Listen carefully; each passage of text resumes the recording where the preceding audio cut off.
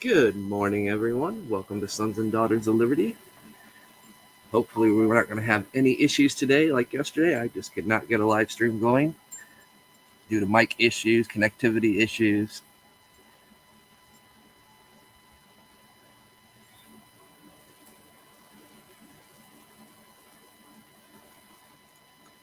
And from what I can hear, everything's coming in loud and clear, which is a vastly improvement from yesterday. Trust me. No matter what I did with my mic, changed ports, changed the different settings, nothing would it just wouldn't pick up volume. And it wasn't on. I nothing to do. Well, as far as I know, it was nothing to do with my mic and equipment. But I do have a port issue, but that's for an HDMI. Somehow my HDMI for my extra monitor switched to DVI, and I can't get it to re-switch back. So I am down to one monitor. No biggie. But as the title says, mind games. Yes, as I was talking about the last podcast, I think it was Coffee and Chat. The last hour of it with Bree. I kind of want to get back to some of the things that aren't news related. I mean, it is, but it isn't. Things that can help you guys out there. The things that are going on. And it's all about psychological warfare, spiritual warfare. The mind games that they play. That they use to control you, strip you of your identity, manipulate you. And it's not new. I mean, it isn't new.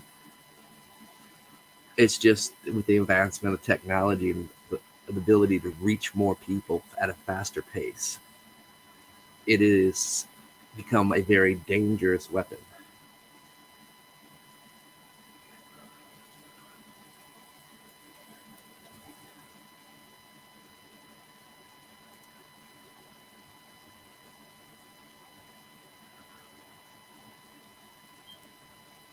And it has. I can see YouTube's going to be screwing with me.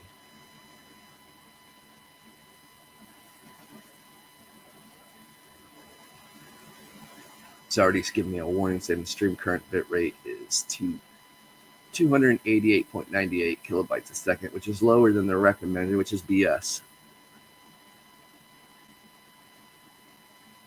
So usually before I start, I'll do a speed test, make sure my modem stuff's running fine. So no, it's because of the words and labels I chose to use in my description. It's tagging the algorithms. And the AIs, I know what it is. It's usually why I leave my description kind of blank, just with the disclaimer.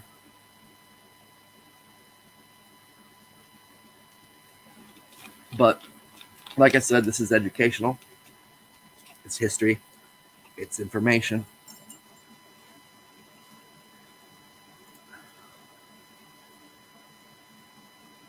I'm not even running my cam, and you guys should know by now. Oh yeah, before we get too far into this, I'm going to get into this.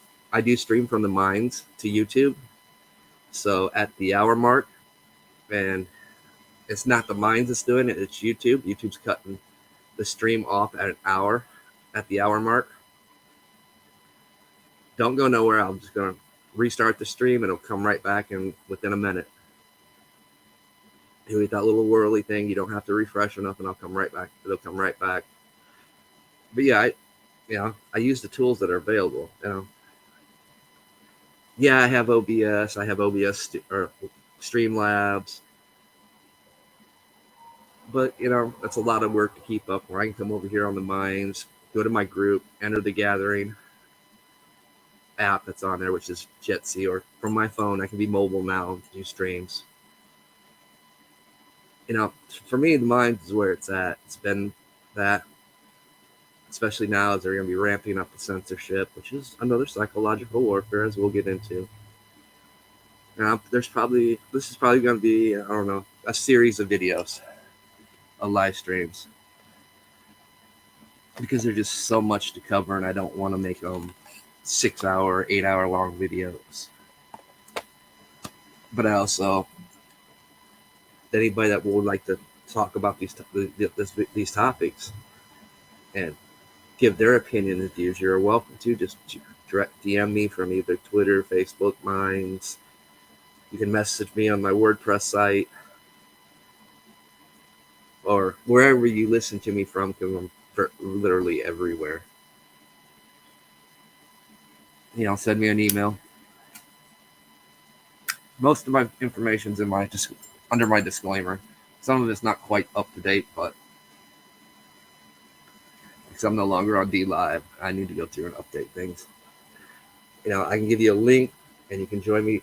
You don't have to be a member of the Minds or the group. You can just click on the link from your. If you do it from your phone, you got to download the Jitsi app.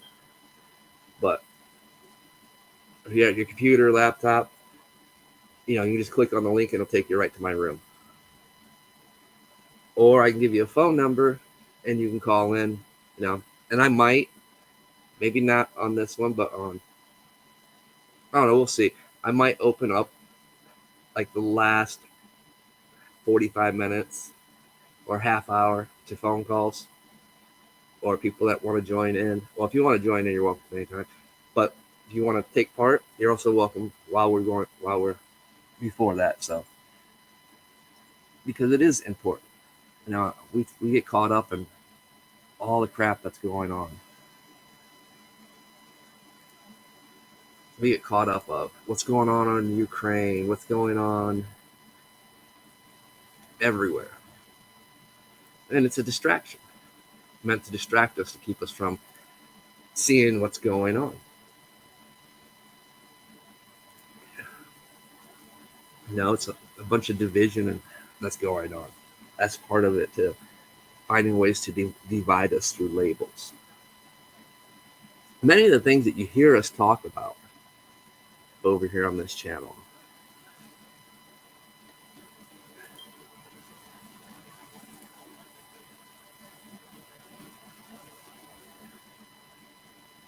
it's all dealing with psychological warfare, spiritual warfare. And they're one and the same, guys. Because the whole goal of psychological warfare is to strip you of your identity, of your free will, your freedoms. It's not just affecting your conscious mind, it's affecting your subconscious mind. Which therefore, when we start getting into the subconscious mind, we start getting in and rounded more into spiritual levels of spiritual warfare. And it is a form of magic as well. I don't like using the term occultism, but it is a form of occultism, mysticism. It's a form of everyday things.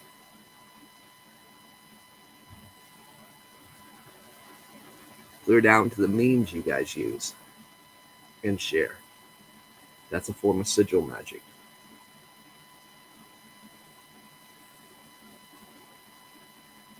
There's so much stuff that's done. Throughout our history, everybody talks about how Obama weaponized propaganda, the use of propaganda in the media with an executive order, which is true. He did. But it's been being used as a weapon far longer than that. We can go clear back to our founding fathers, Jefferson and them, using the printing press. Controlling information, subliminally putting information in there that only, the Sons of Liberty would see and understand, or members of their groups and militias would know. It was a form of being able to communicate. But we also realized back then, for information to get from one point to another took time. Same way if we go back to the Roman times, or every great empire that's been, as we go back in history, the information took longer to get there. But in the cities and the courts, the town criers would come out and read the information, the propaganda to the people, and influence the people. The pen is always and has always and will always be mightier than the sword. But we've gotten so far away from understanding that. We've gotten away from reading books, reading word, reading blogs. Now we just don't tune in, listen. I much rather listen. I much rather listen or do live streams than type out a blog or an essay.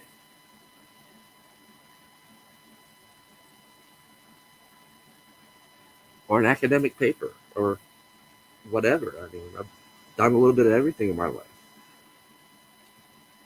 But there's some times where the written word is needed. But we've butcherized even that with using anagrams and abbreviations, creating WTF, I mean, OMG, BTW. And when you start doing that, you're actually performing magic.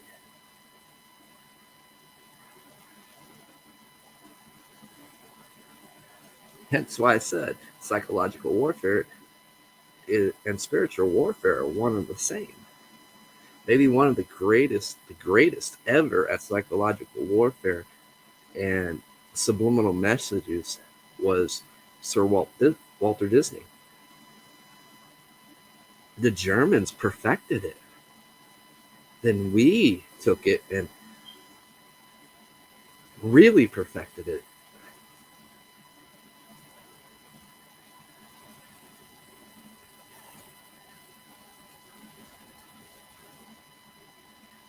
In the end, it's about information. It's about controlling information, using it and weaponizing it to manipulate and influence other people. Whether it be word, picture, image, or somebody speaking, or voice speaking,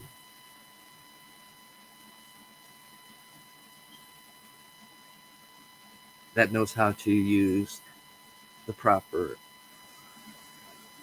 intonements, vibrations, frequencies to empower their words. Most of us, when we hear it, we pick it right up, and it's instant defenses go up, and they don't affect us. But if you don't know, basically, if you don't know thy enemy and know the tools that they use against you, then you're susceptible to it. That's why I'm careful with the imagery I use. I'm careful with my tones and the words I use and how I articulate things. Sometimes I butcher words on purpose, just because I don't want a certain vibration or frequency to come about to where the influence. Music is a form of propaganda because it is using all those things I just talked about. And those that know how to use it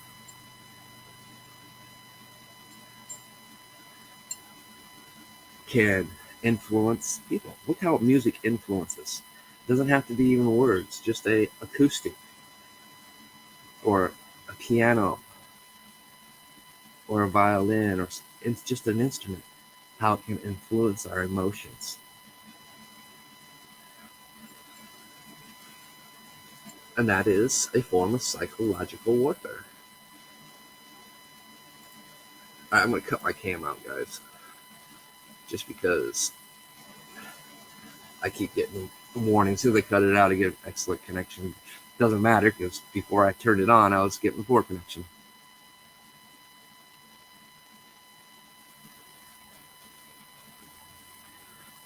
Those are just something we have to understand. That's why they've, we talk about the cancel culture, canceling, how the music industry controls the artist and what they can say and promote. That's why the FCC was so big on what words could be said. It's all about control.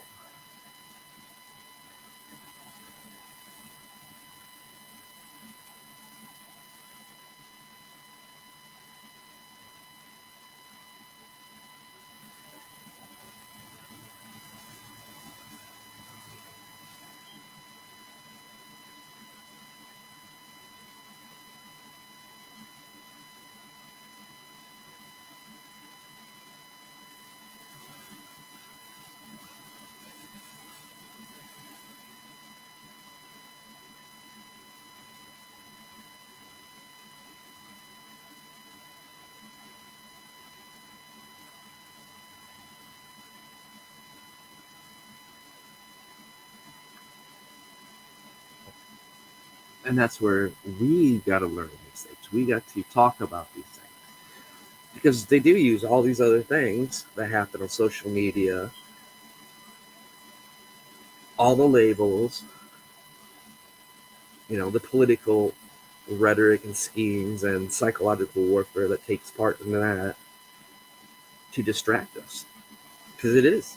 They need you distracted. Because if you're distracted, it's easier to influence you. If you're stressed, your health plays another important role. That's why so many people were so susceptible during COVID, so willing to bow down against something that they knew is wrong, that was unlawful. That's why churches allowed their doors to be closed. Places of worship closed their doors, which never, ever in the history that I've ever read, it may have happened in some cases, but never like it did during 2020.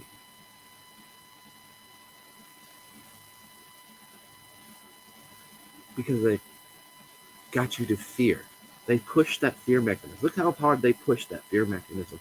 People wore masks because they were told you couldn't shop here. They were told, well, you need to stay in your house. You can't go to work. It was the year of fear. But yet it was okay to go riot and burn buildings down, trash small businesses. That was okay because it fit their agenda. But we protested COVID. Oh, we were getting censored. We were getting kicked off platforms.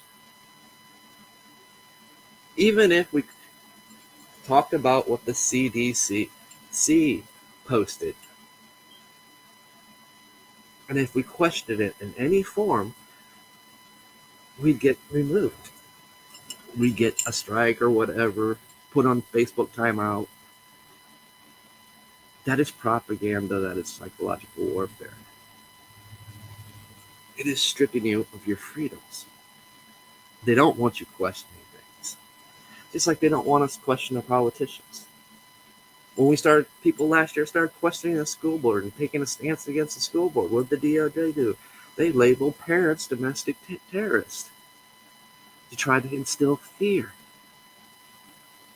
Yet again, a word, a label.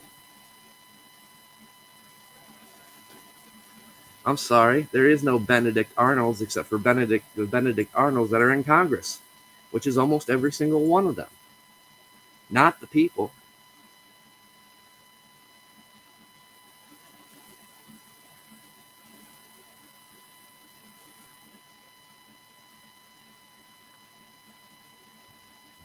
They're supposed to fear the people because we're supposed to have control of them. They're our representatives. They're supposed to be our voice, not the other way around. But they're teaching our younger generations, our kids, that they are the law. They're teaching kids that your parents can't tell you what to do. They're teaching our kids that your parents have no say. If you want to be transgender at the age of 10, 12, or 11, go ahead. If you want to have the operation, go ahead. If your parents say no, you can take them to court.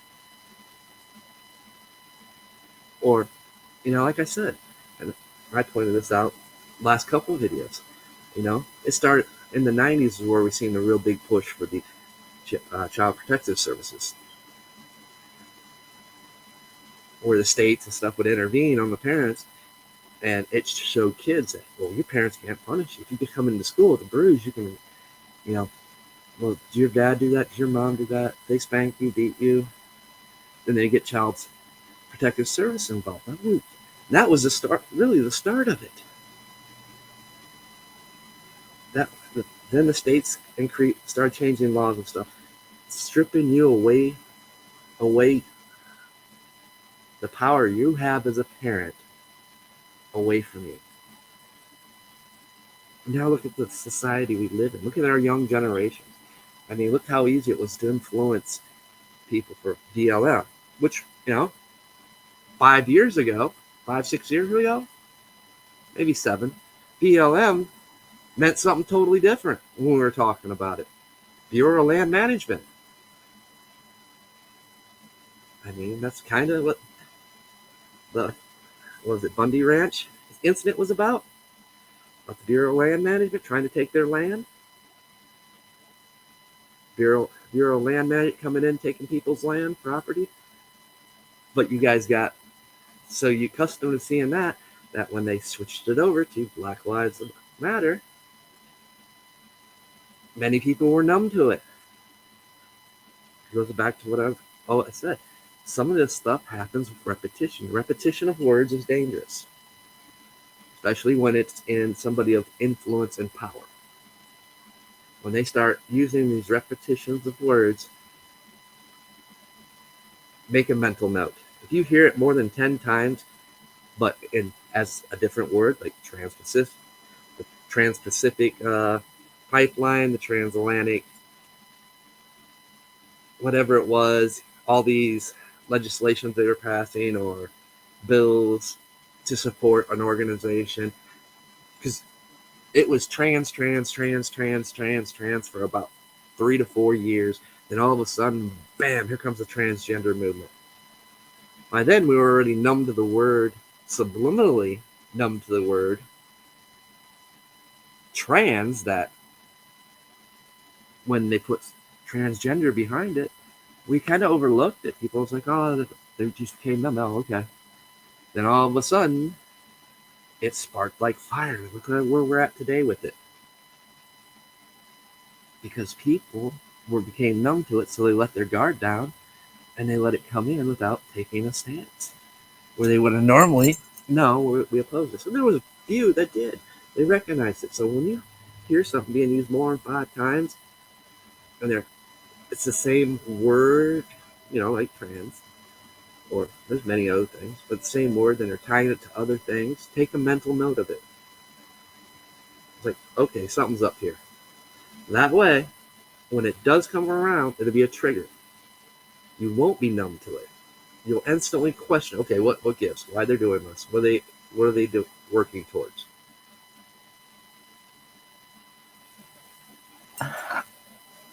I mean, look how they use and abuse the word agenda, to the point where you get numb to the agendas. It's like, okay. But most of us, we hear the word agenda. It's like, oh no, something wrong here.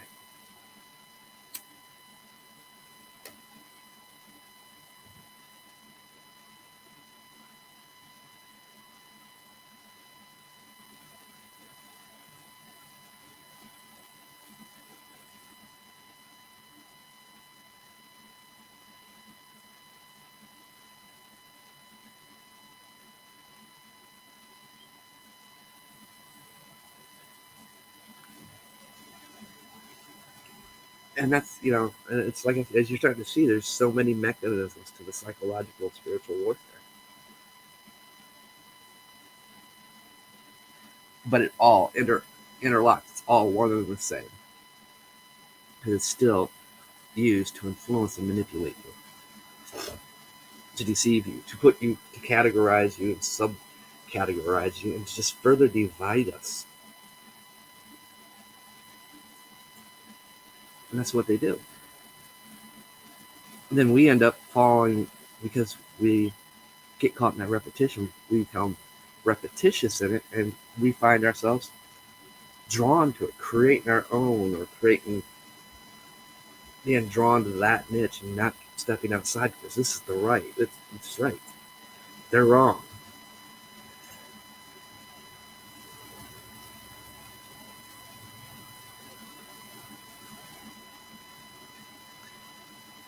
As great as technology is and has become, how I can communicate with my family in Brazil, my friends over Europe, Russia, Dubai, Japan, South Korea, all over the world. There is a drawback to it. It is a weapon that can be used. It's a tool. But every tool has a purpose. Every tool can be a weapon. Anything sitting right in front of me right now is a weapon. It's a tool. I mean, those fingernail clippers are clip my fingernails, but need be, they're a dangerous and deadly weapon. The remotes. Hell, this the mic stand. There ain't nothing laying around me that, it's a tool. It has its purpose, but it can't be utilized as a weapon. And that's what you need to understand. Each and every one of these social media platforms, the platforms that we are on, are tools, but they're also weapons.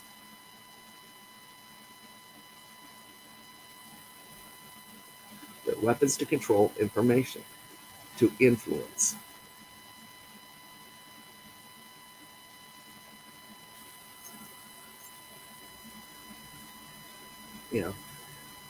It is how you use your tools. It's how you use your gifts and abilities, how you use your words, your energies, your emotions. They're all tools, but at the same time, they're weapons.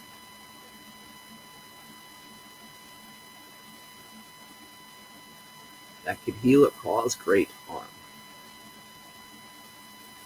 It's even more harmful because we're dealing with the aspects of spiritual and physical, psychological nature, which is far more damaging than being punched, being beaten up.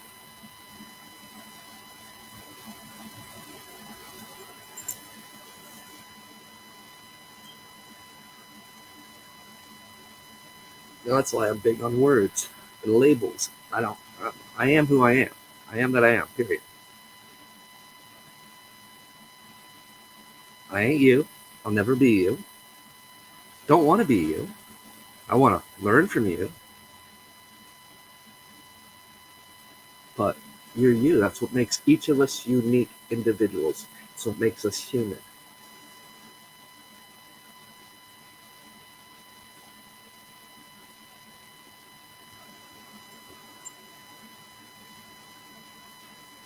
But they're trying to strip away that humanity, that identity of what makes you you and unique, different from everybody else in the world. They don't want that because if you're different, you have your own mind, your own thoughts, you question things. You're freer.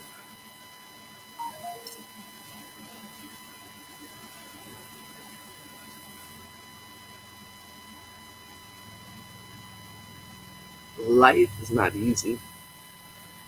We have our own problems and difficulties. I mean, right, especially now, we're all living in hard, trying times. We're all struggling to get by, which is, in some ways, is a good thing because it means we're tuning out. We get tired of hearing what's being said on the news. We get more easily tired of what we're seeing posted on our media pages when it's more political news because we don't want to keep hearing bad news.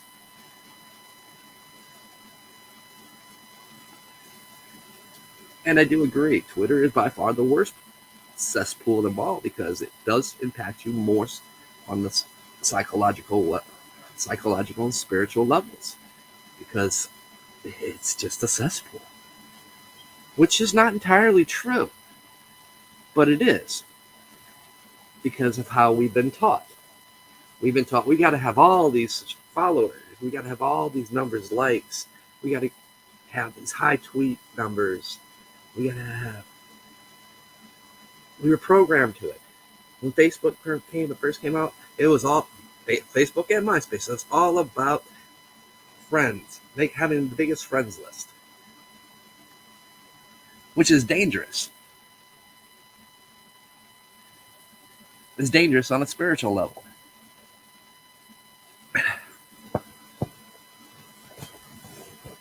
Because you're allowing everybody we allow into our circles, into our lives, has an impact. Their energy affects us. Their frequency and vibrations affects us.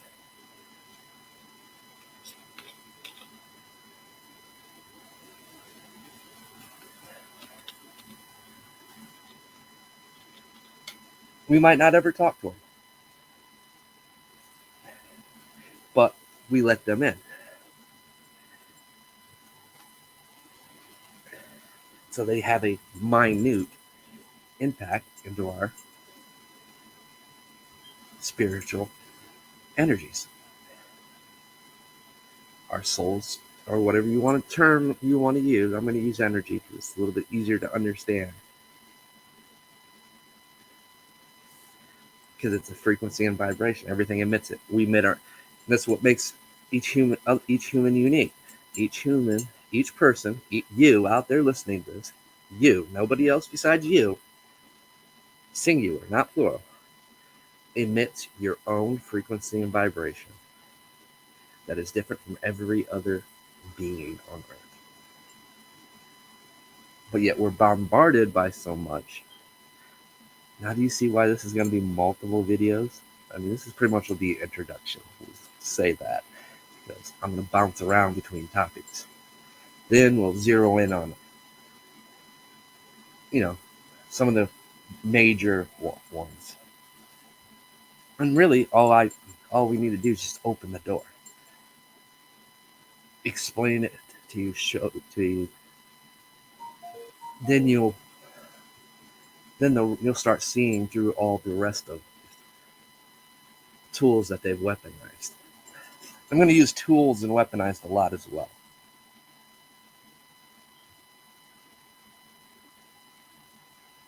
Because essentially it's what it is. Everything we do is our tool. And it's what our intentions are. And that's the key word, our intent. That's what makes a tool, the use of our tools, good or bad, is our intention.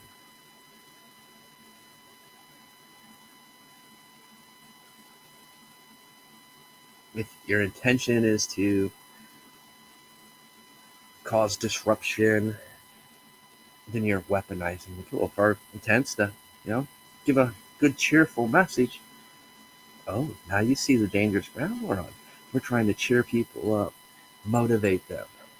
We are actually influencing them. We're all influencers.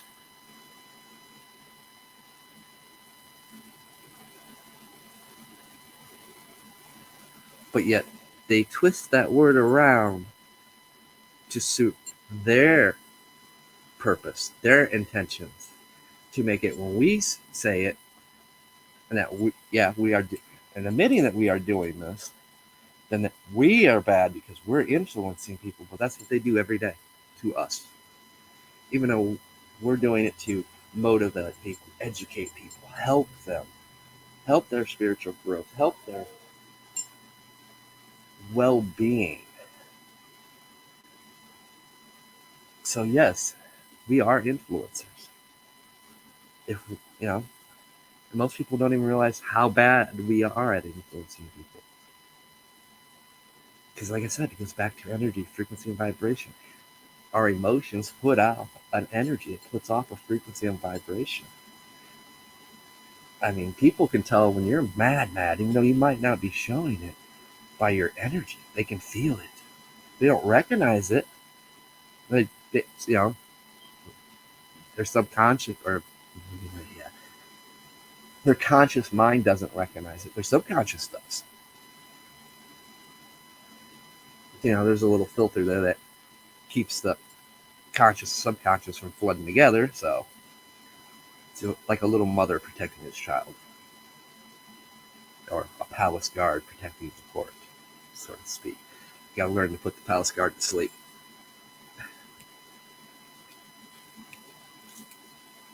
Because then you start seeing things for what they really are. And that's what they don't want you to do. They don't want you to see through their lives. They don't want to see you. They don't want you to start seeing through the psychological warfare and spiritual warfare that they're committing. Because once you start seeing that, then you start taking their control, their influence, their power away from them. You start seeing it for what it is. You start pointing it out to others. Then you start learning that, hey, I've been able to do this my whole life. Why am I letting them control me and control the ones that I love and care about, my friends and family, when I can do it? and counter it. Our founding fathers were very wise in the things they did. They knew how to do the very things we're talking about. I've done. Now I'm. Now I have a. It's been a long time. I haven't really done no podcast on my other channel, but it's more for occult paganism. And I've had many topics and discussions on this. About the responsibility they had, and they failed to educate people on these very topics because these were the tools that are being used against everybody. So why keep them secret?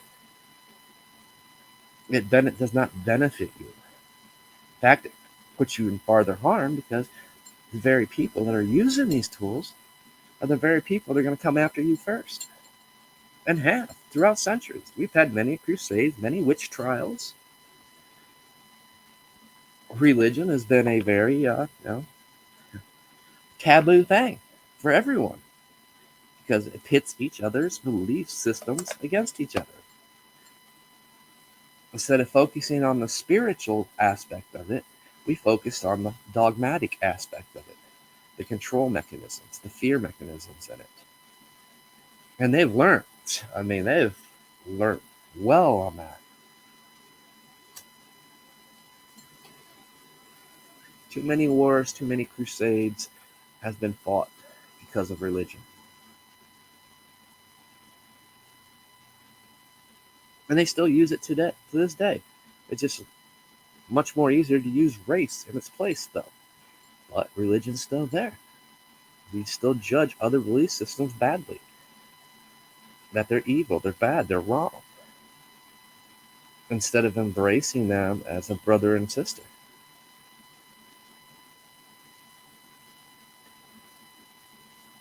Instead of respecting their views and beliefs.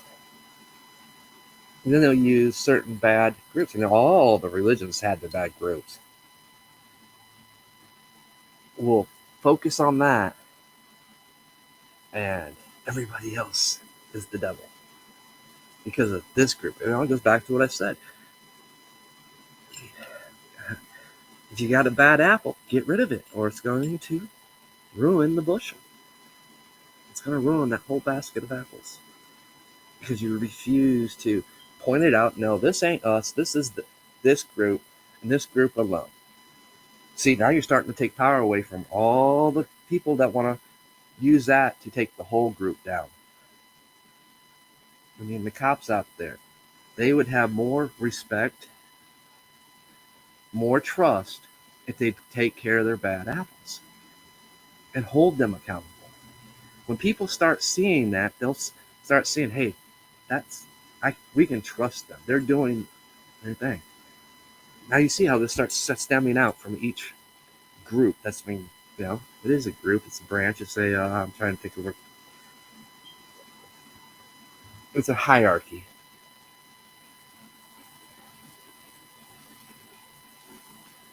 It's an architect.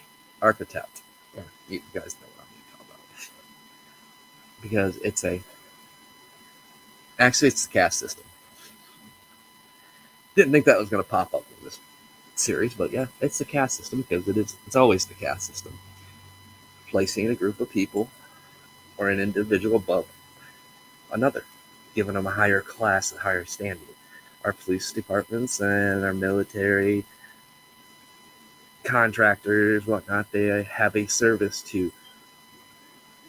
that are better than above the citizens. They're supposed to enforce the laws, uphold the laws. Our court systems are supposed to bring justice and fight injustice, making sure the guilty are guilty and not innocent. And that's why, you're innocent until proven guilty. Not so much in this day and age, but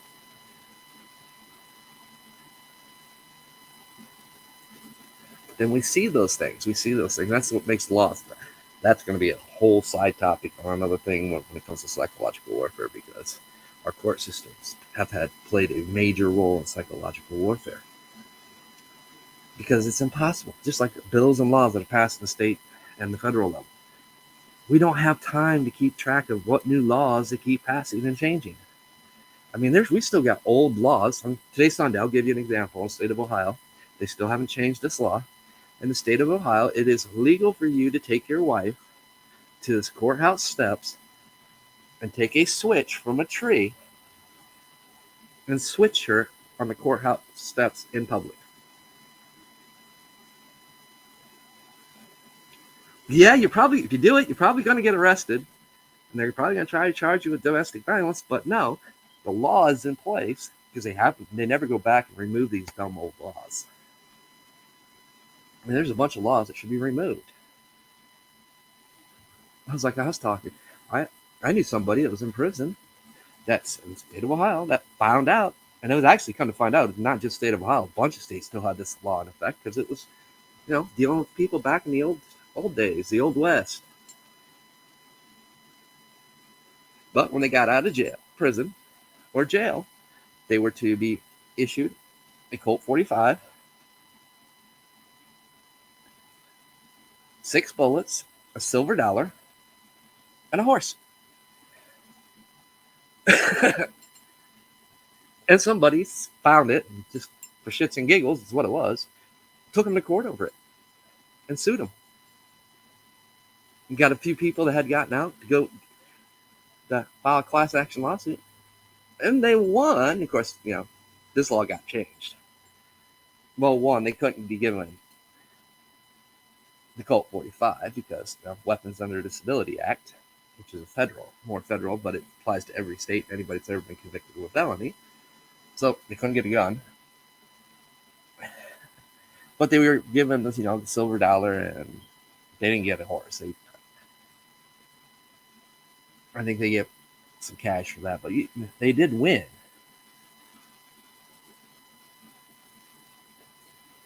And they did go back and amend that law and take it from the law books.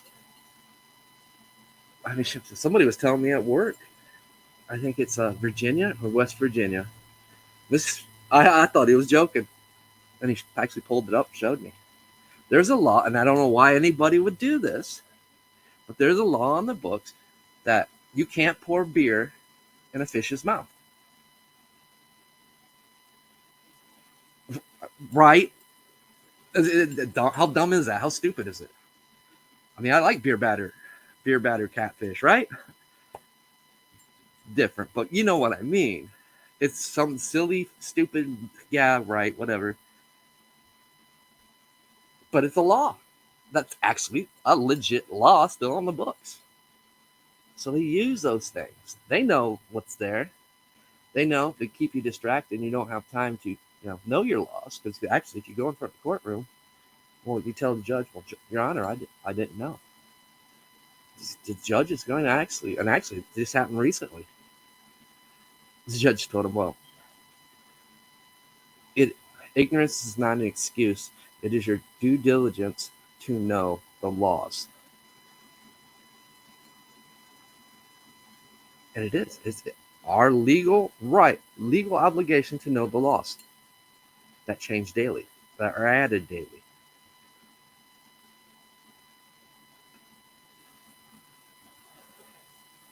Because failure not to know them is not an excuse and usable in the court of law. Because it is your due diligence to know them. So many people get caught up in that, or are innocent and go to jail because they didn't know they were supposed to have this information that was supposed to be given to them. So psychological warfare happens, and spiritual warfare happens on every aspect and facet in our lives.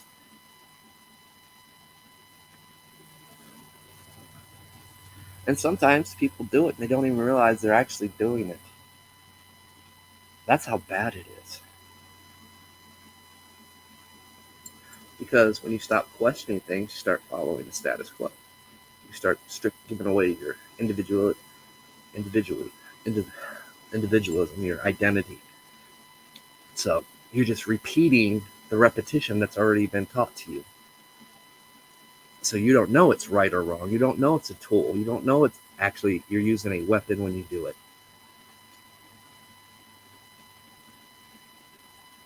This is why it's so important for parents to have say and control over their kids. To have control of what's being taught in their school systems. That's why it's so important for us when it comes election time to pay attention, to research who we're voting for. Here's the golden rule I use, and I tell anybody: I can't vote. I lost that right. See, things that shouldn't be taken away are. Another form of psychological warfare, stripping you of your rights and freedoms.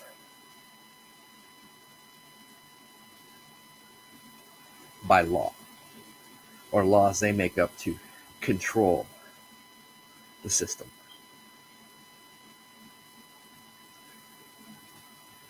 That's what made the Patriot Act, the NDAA bills so dangerous to the American citizens, to the U.S. people, to we the people, to our soldiers, to anybody. We're still seeing them use aspects of it, labeling parents domestic terrorists for standing up to school boards.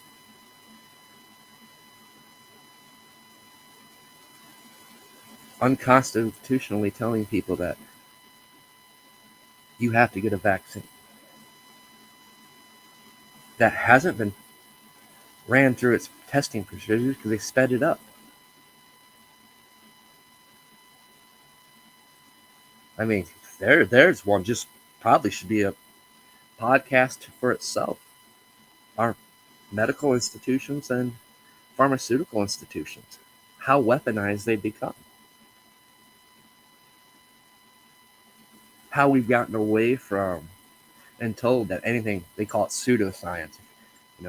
When he used the THC to stop seizures, weed to bring down depression, or cannabis, whatever, I'm going to call it weed, marijuana, to bring down depression. Now we're starting to see video ads, which, this is psychological warfare right here. I'm going to use this example. I think many of you watch TV or whatever you're watching. You'll see the commercials come on. Instead of DUI, drinking and driving, it's smoking and driving.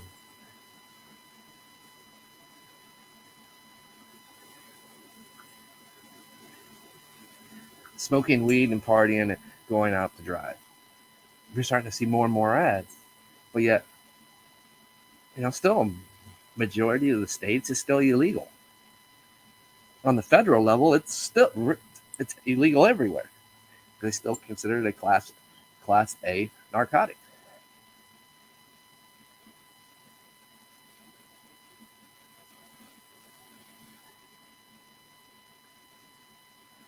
But yet, here comes those commercials. That's influencing people saying it's okay to smoke. Be smart. Don't get behind the wheel. Don't drive. Like it's an everyday thing. It's cool. They're actually, in most states, are telling people it's okay to commit a criminal act.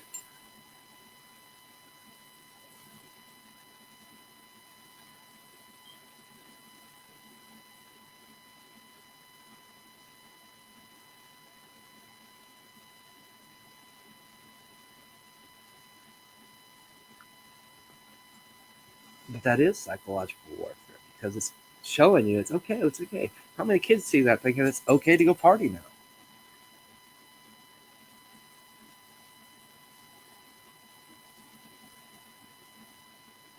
Commercials forever has been the biggest form of psychological warfare that we could ever point out. I mean, it's used to manipulate you into buying something. It's used to manipulate and influence you to change your opinion. Look at all the election commercials and hit pieces that there are. The campaigns, which are many of those are paid for by corporations to influence the elections. on the candidate they want to in office, not you. You know, it goes back to the Supreme Court's ruling that they ruled where a corporation is not a U.S. citizen. It is made up of U.S. citizens, plural. So therefore, the laws do not apply when it comes to how much they can contribute to a campaign. That's what's really helped make a lot of these congressmen and women corrupt. And half the time, you know, the little white lie, they'll give you a half truth with a little bit of lies to manipulate you. It's why when November comes around, when it's time to reelect our Congress, even during the midterms, they're still going on. Do your research. Actions speak louder than words, guys. That is the golden rule. Actions speak louder than words. What have they done? Have they supported this? Have they did everything in their power to uphold the Constitution? Don't let their words come off like honey, but yet it is nothing more than a split-tongued serpent speaking the devil's words to deceive you. See, I can play the little game too. And I'm just being nice on that one. But it is. It's a bunch of split fork-tongued people selling you a fictitious fallacy, influencing you.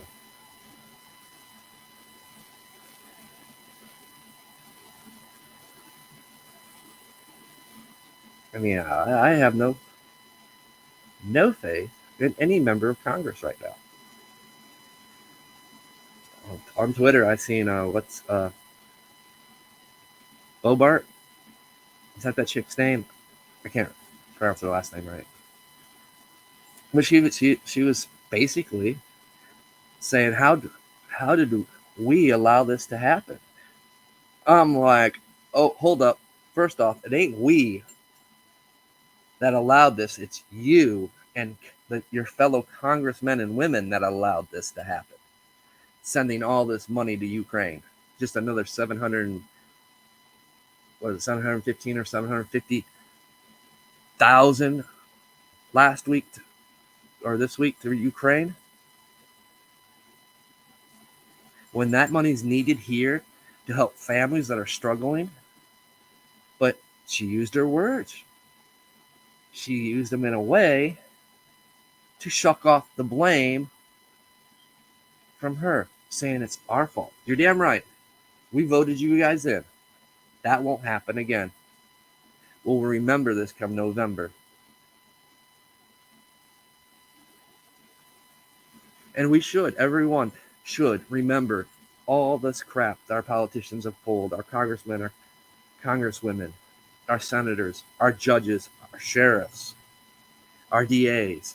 Remember it when it comes time to vote for them. Their actions speak louder than the words. They allowed these things to happen. Don't go blaming we. We are guilty because we voted you in on your fucking false promises. Sorry for the language. I'm trying to keep the F-bombs out of this. It'll happen. I'm not very vigilant on that. I'll slip up.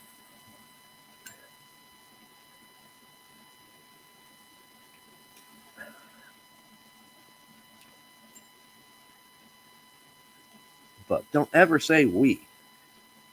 Yes, because, you campaigned on these promises. That's what got you elected. And here we are. So no, it's not we, but it will be we come November. Don't cry and complain if you don't get reelected. Because that's our job. It's our job to put the representative that's in the office that's going to represent us. Not Ukraine, not Israel, not France, not Britain, not Saudi Arabia, or any other country. Not NATO, not the UN. We the people. Our country, United States of America. That's who they're supposed to represent, us. We the people, not some foreign country or illegal immigrants, because they committed a crime when they came here. There is a proper procedure to come into this country. There's a right way and a wrong way. And that is legal fact. That is federal law. But it's okay for the one party to say, "Oh, they can come. You can't. They can vote. We need them in our state. That'll give us an extra seat in Congress. That'll give us an extra electoral vote when census comes around." That's why Trump was so big on having put in the census that when the question that you are an American citizen.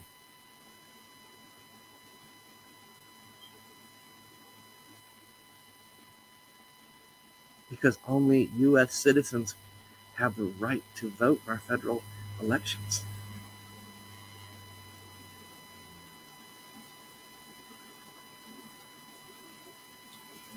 But you see how they use psychological warfare there. They try to say, "Oh, you're racist. You hate Mexicans. You hate Asians." No, I don't hate them. I want them to have that American dream. I want them to come here, be prosperous, become future doctors, future scientists, future teachers. But I want them to do it the right way. "Oh, you have detention centers. That's in Statue of Liberty, Rikers Island."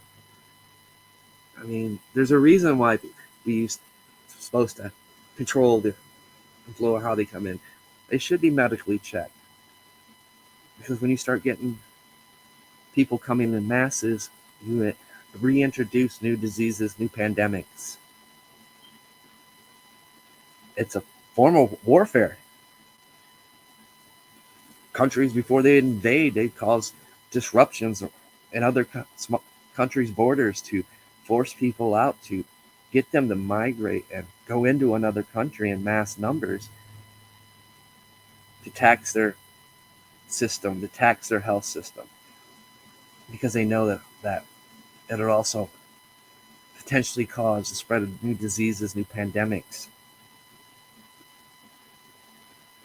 It's a very old tactic in military warfare.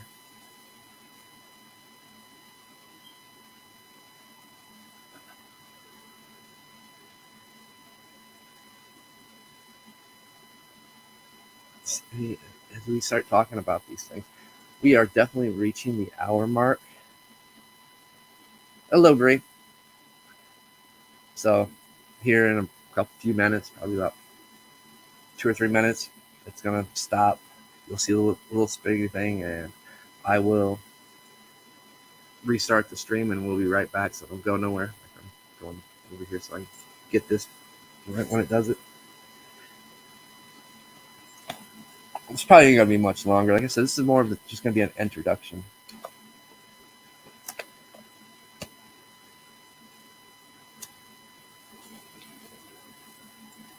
Like I said, I want to keep these at minimum of 2 hours.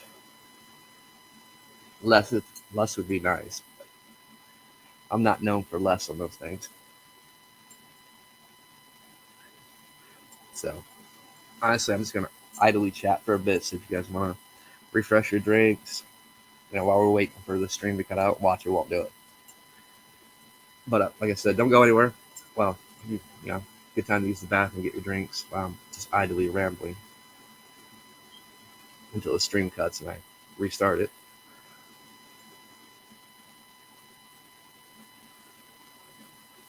But like I said, those 2 topics of psychological warfare and spiritual warfare, we could truthfully spend months discussing about it and all the many aspects of it and things that they use and do. Like I said, I'm going to try to, after this video, the next one, I'll try to just pick out a few of the big ones. The internet, social media, that's going to be a huge one. but it's no different than the propaganda.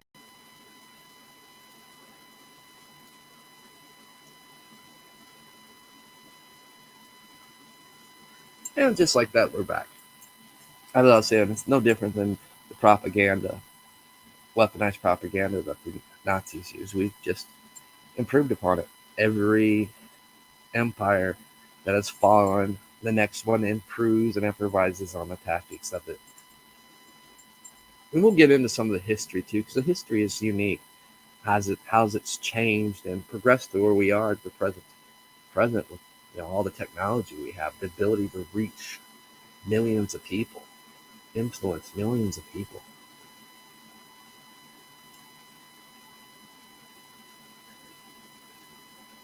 In truth, that's what made TikTok boom so quick. Because there's been a study done that my long podcast nobody wants to listen to because they're too long.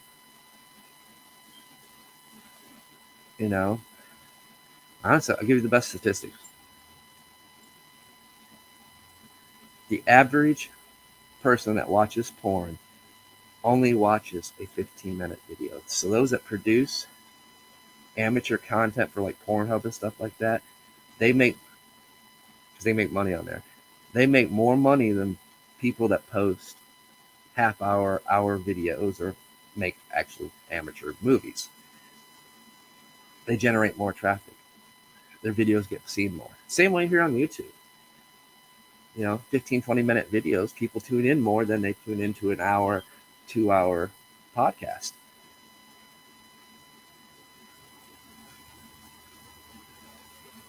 I like podcasts for when I'm driving somewhere or at work, listening to it while I'm working. For the long 2-hour podcast.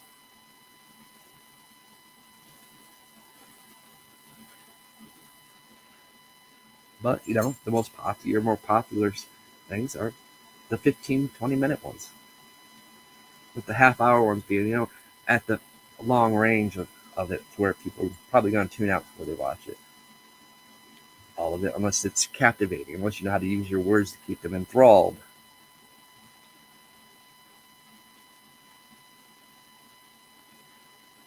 Which is a fun, like I said, you're influencing somebody to keep them captivated that long. Either you have a very good, powerful message, or you have a very good mouthpiece, and you know what you're doing.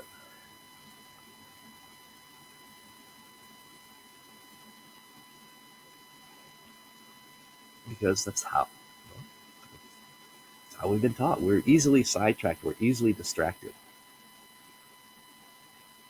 Hence the importance of trigger objects, trigger words. Being able to trigger people to keep them captivated. The illusionist, the magician, the court gestures.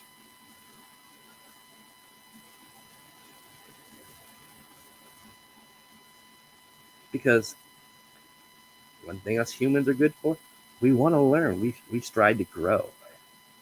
We actually are supposed to strive on things that make us question, things that trigger us, because we've gotten taught, the 60s and 70s movements, the peace rallies, the meditations, the hippie movements. Nothing wrong with that. Those I love that time, some of that time in history there. But we numbed ourselves to the fact that we need opposition to grow. When we question something, we're learning. We're promoting our growth. So perfect balance equals stagnation. The net zero of zero for growth. You cannot grow in perfect balance and harmony. You have to have opposition. You have to have things that's going to make you question, to motivate you to go do something, to learn something. It's like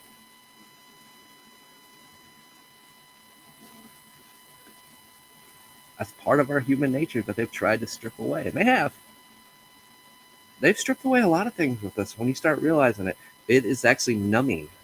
When you start seeing and realizing these truths, how they had to turn trigger into a weapon to Well, that is a weapon, form of weapon. If you think about it, the word trigger. I mean, okay, guys, let's keep it real. Spelling is spell. It's spell work. When you are spelling something out, or spelling and putting it on paper, you are committing spell work. When you are singing and using your voice, you're committing spell work. Like I said, you gotta understand your words. You gotta understand the power they actually have, how much meaning and power they have. But in the end, it is you that gives those words power and meaning. We control so much. Our minds control so much. That's why this is mind games. It's them playing these games, these psychological warfare, spiritual warfare, to control your mind, to control your emotions, to trigger your emotions, to trigger you to do things, to influence you to do what they want. So they have control over you. So you get to the point where you don't question, you become numb, you become enslaved to their control and system. That's what psychological warfare and spiritual warfare is all about. The spiritual aspect of it is the destruction of thyself, the destruction of your individuality, of your basically closing your subconscious off completely from your conscious and reprogramming your conscious. They use subliminal influence, i.e., in the use of memes and innuendos to reach your subconscious. Repetition will reach your subconscious. Imagery will reach your subconscious because you do not know how imagery is created, what the original intent of that image was for, the energy that was put into that image, the subliminal art that's hidden within that image.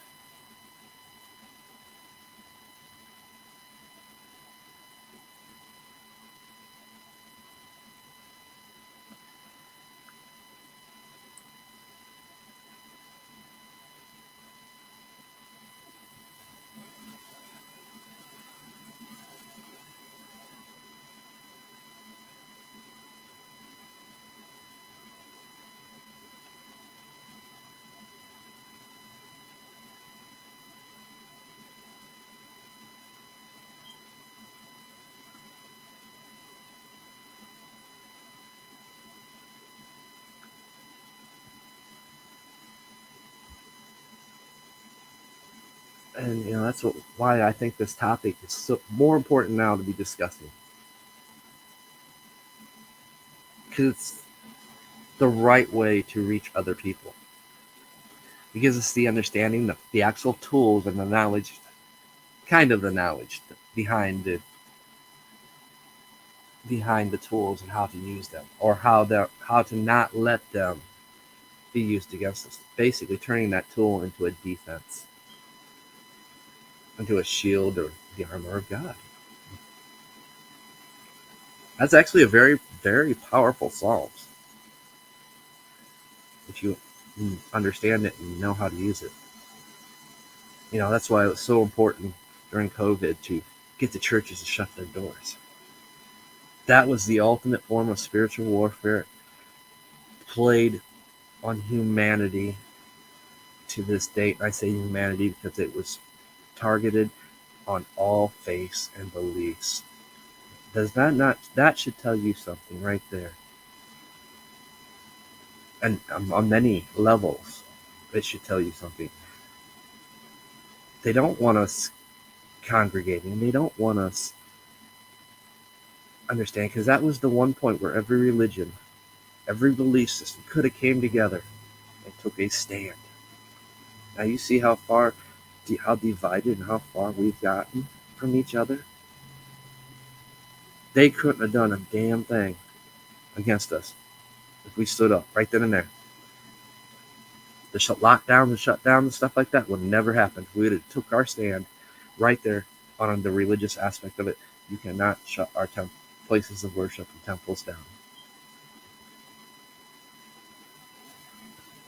We all had common ground and one united cause, and we failed to see it and act upon it because of the division, the fear, the hate that's been used to influence us and divide us and pit us against each other.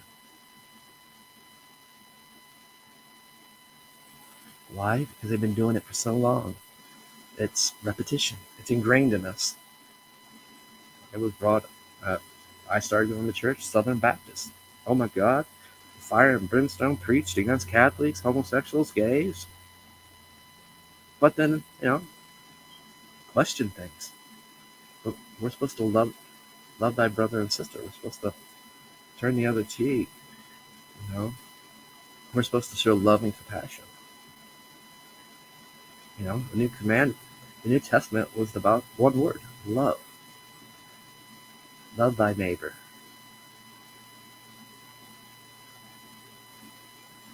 It wasn't about hate. It wasn't about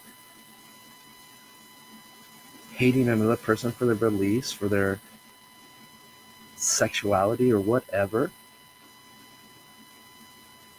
It was about loving them as a spiritual being.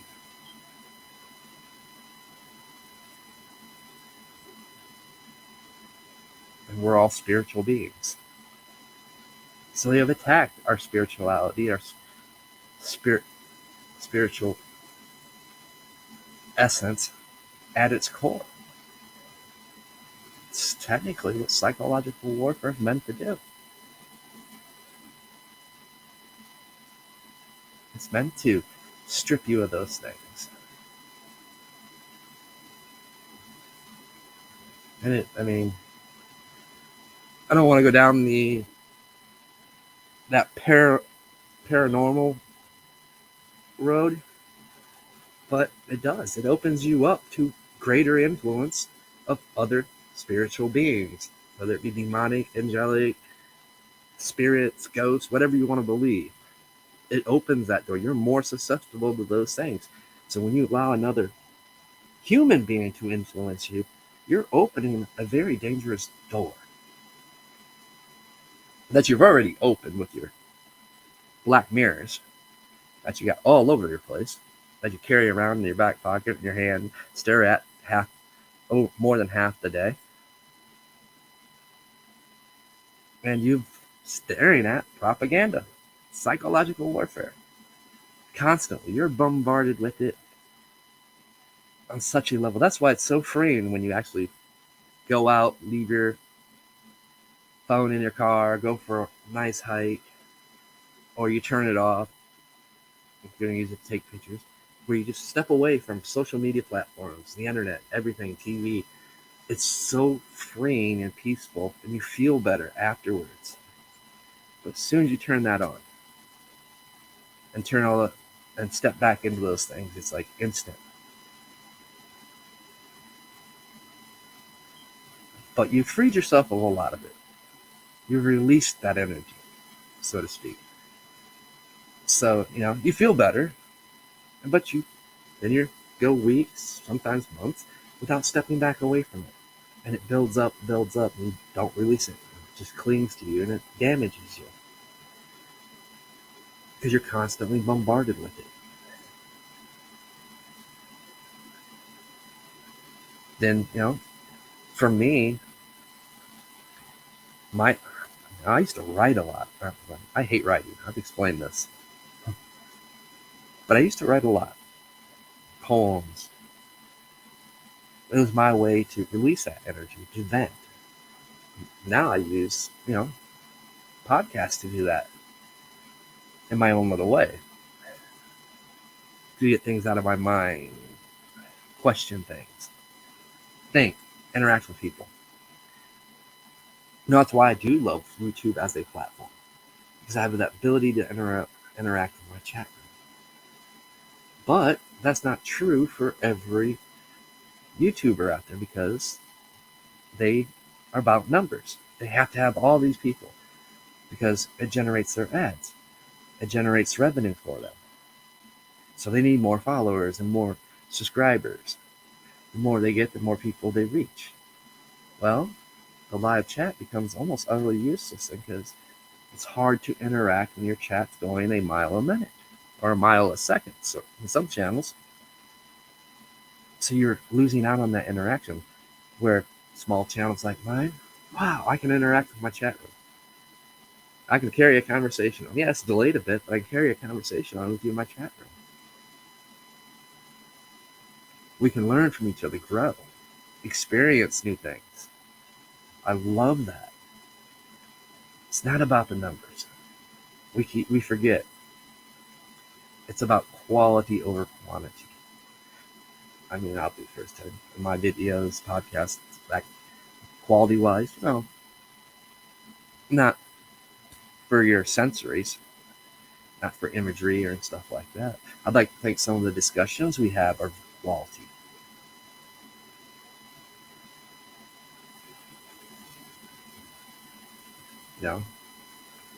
That's why I hated it when they got rid of the dislike button. I loved seeing somebody thumbs down my stuff. Why? Because I triggered them. I made them question something. I made them think. That's our jobs. That's how we reach people. We make them think and question something. But no, you can't trigger nobody. If you trigger, you're offending them.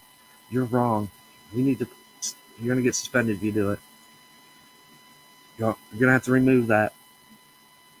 And some of us, we don't monetize, which gives us a little bit more freedom to play and speak on things that some of you guys can't because, well, you made a choice.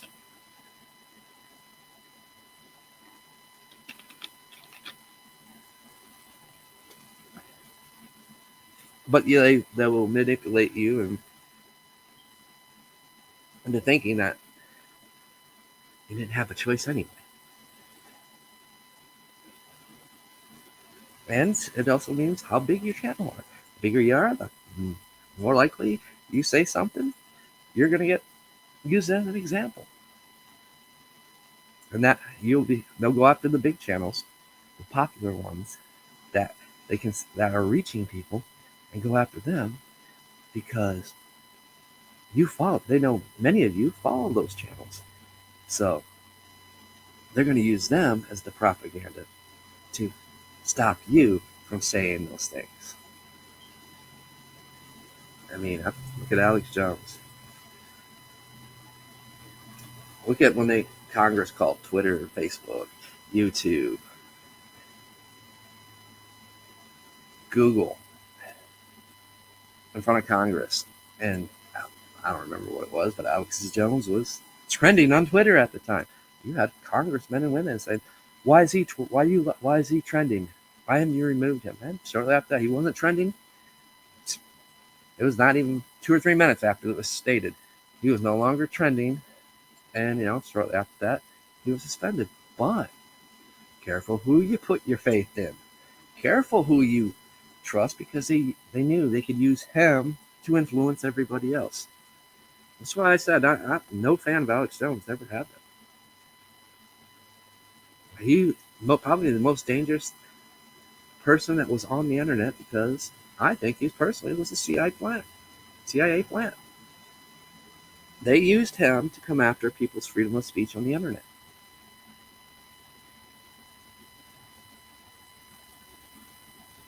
Because he had the biggest influence. And what goes around comes around. He's reaping his rewards for his mistakes. We all do. I lost respect for the man when he said that, shit ever hit the fan, he's taking his family south, across the border. From that day on, I don't even want to listen to you. You don't represent my ideas, my beliefs. You're just setting people up like lambs before the slaughter.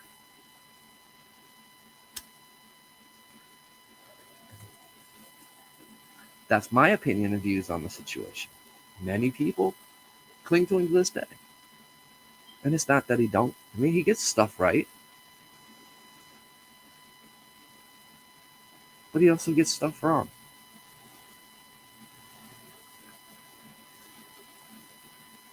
And his influence is dangerous upon the people that follow him. I don't put my trust in leaders, because I mean, if you're an influence, you're a leader that will run and cower and flee.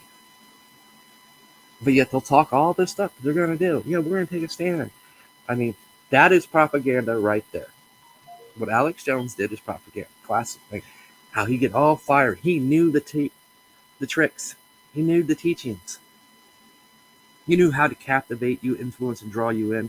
He was he was pushing that dangerous border grounds of being a cult leader.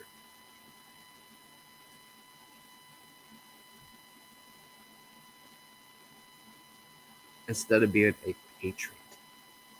Somebody that's going to make changes. Many people fall on it.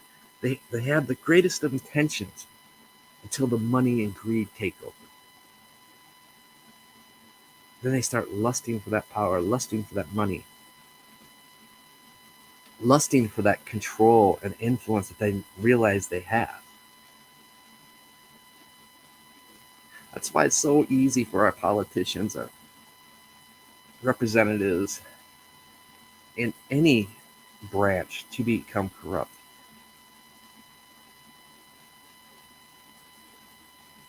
It's not a area for the meek.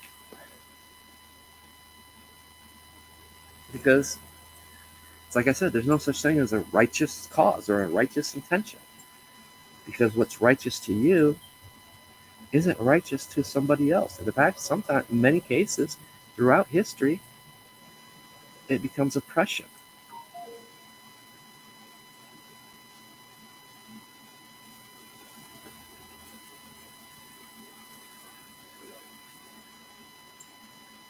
And that's why I also say we live in a beautiful time. Because we're seeing these things manifest right before our eyes. But unfortunately, we've been through so much psychological warfare and so much spiritual warfare and subliminal images and messages and repetition that we don't see it for what it is. And that's what makes the psychological warfare so dangerous. Because it strips us of our clear thoughts, our clear sight, being able to see things for what they really are. It strips us of our common sense.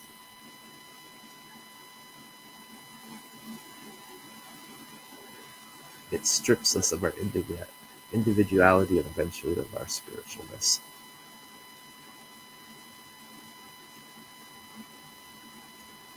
But yet now we can point to these things that's happened just within the recent 10 years. That's fresh in everybody's mind, including our children's minds. And we can point these things out. And hopefully, so it never happens again. So people are aware of these things and never forget.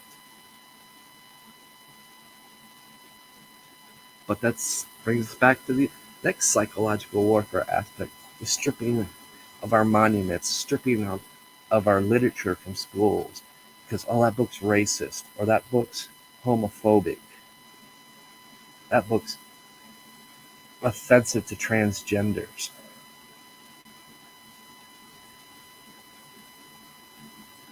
It has no place, even though it's listed as some of the greatest works of art or works of writing, scholarly writing.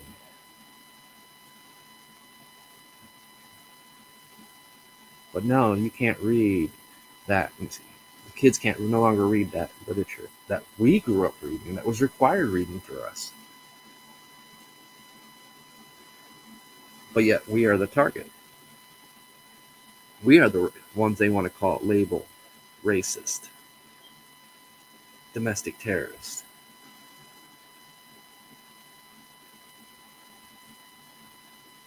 That's why Common Core was so quick to try to take aspects out of history away from a history book, because that is not what America is today. America wouldn't be nothing today if it wasn't for that history.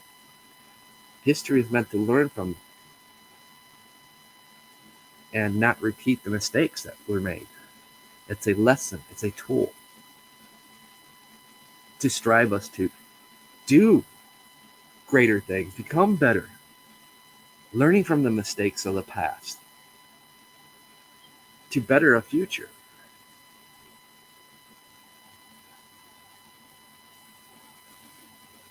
But no, we need to remove this stuff. We need to change stuff. Oh, we need to label it fake news, conspiracy theory.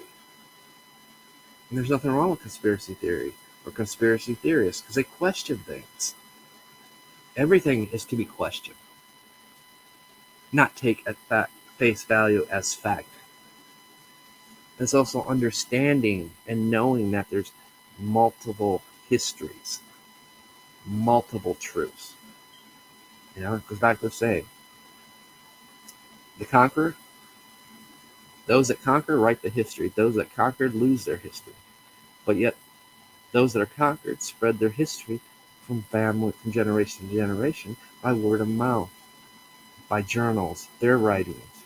Their history still exists. You just got to dig deeper to understand that there's more than one aspect of history. There's the conqueror and the conquered's history.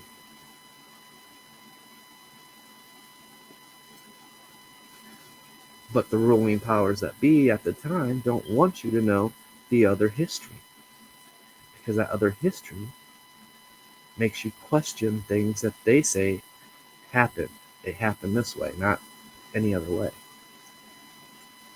And in the end, it's up to us to formulate our own opinions, views, and beliefs.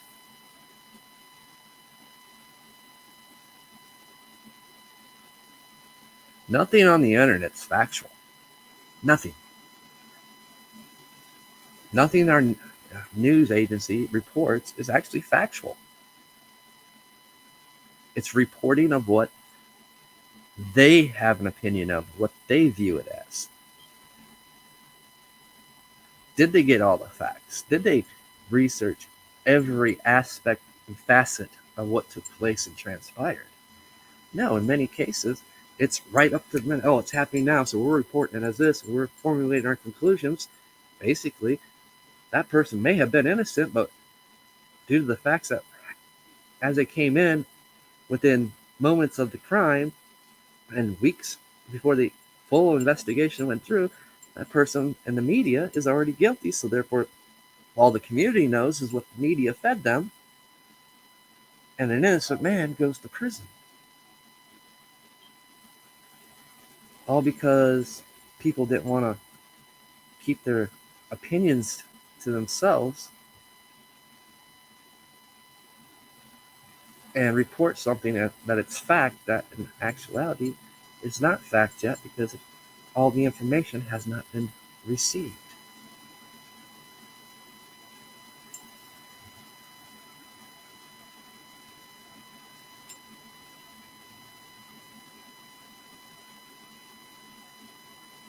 It's so easy, and we don't even realize it. Like I said, there's stuff I've brought up that you may not even realize is actually considered psychological warfare, because you don't realize it's happening. You don't even know you're doing it.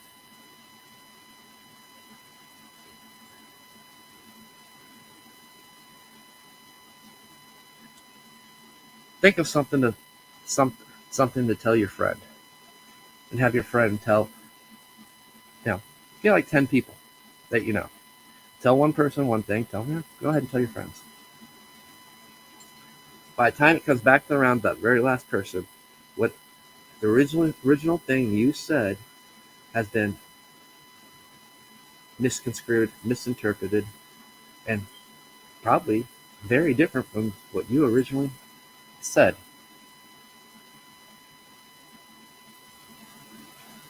It's actually scientifically proven. That's how messed up that is. That's a form of psychological warfare. Because it's going to change as each new person tells the story. But yet, what you started is a psychological event. Knowing that the end result is that it's not going to be the same thing that you originally started when it comes back around. Or not knowing, and like, well, that's not what I said. Where'd you hear that from? Such as like, oh, where'd you hear that from? Oh, it's in the invention. Well, they heard it from you. But understanding that, now you can see how it can be used as a weapon. Now you can understand how, oh, I know such and such. He's going to misinterpret this. He's going to put his emotions and feelings behind it. See, now start letting your mind go. Start thinking on what's people you know, people that you encountered, how that situation could be used to influence people, to trigger them, to make something happen or change a person's view on things. And it gets even more dangerous when you get 3 or 4 people sit down and you start manipulating that with another story, something completely different, but yet with the same innuendo and meaning of the original. Then you starts reaching other people because you find new ways to trigger the other ones.